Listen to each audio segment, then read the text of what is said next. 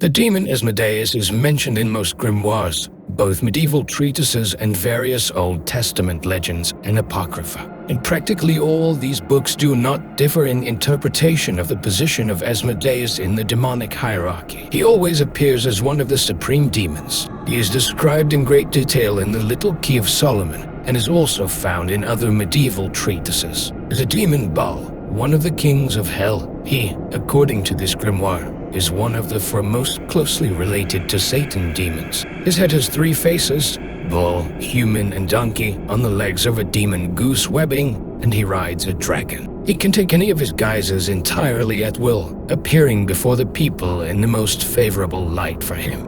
One of his primary elements is destruction, and it's not for nothing that he's considered the patron demon of warriors. In addition to his patronage of martial deeds, Asmodeus also mentions that his main vocation is the destruction of families, especially young ones. His favorite occupation is to make virgins ugly, and ugly so that they will not know a man until their old age, and also to simply destroy families by forcing spouses to cheat on each other and leave the family. Because of this duality of this demon, his help was often sought by warriors unencumbered by family ties. In that case, the demon could not practically and did not want to harm them. In addition, Asmodeus is also attributed power over gamblers and is considered the master of all the gambling establishments of hell. The first historical references to Asmodeus date back to Old Testament times. Thus, it is believed that he was first mentioned in the Iranian Persian ancient beliefs. His name originally sounded like Asmodai, that is, an evil spirit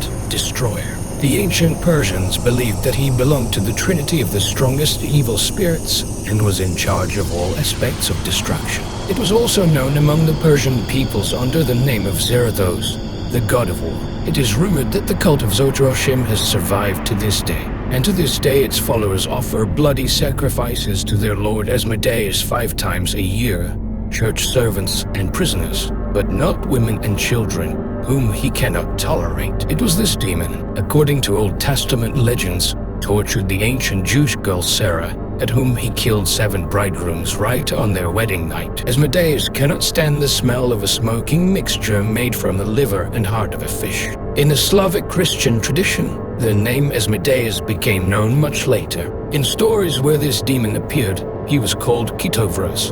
Perhaps this name was consonant with the centaur, as Asmodeus could sometimes appear before the people and in such guise. In addition, the Slavs also called him a demon by the name Menocha, who always has 2 assistants, Poriest and Yeremite.